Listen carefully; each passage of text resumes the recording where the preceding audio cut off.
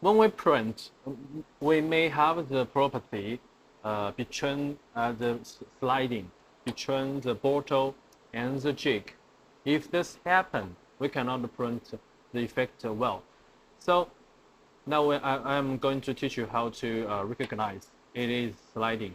We can use a pen to draw a line.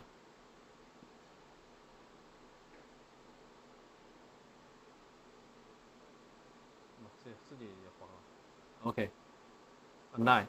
And also this side, draw a line. And here.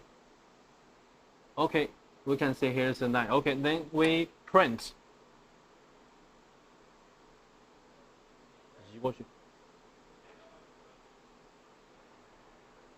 Okay, if this is print, after printing, go back, we check. We check whether this line also in the same place.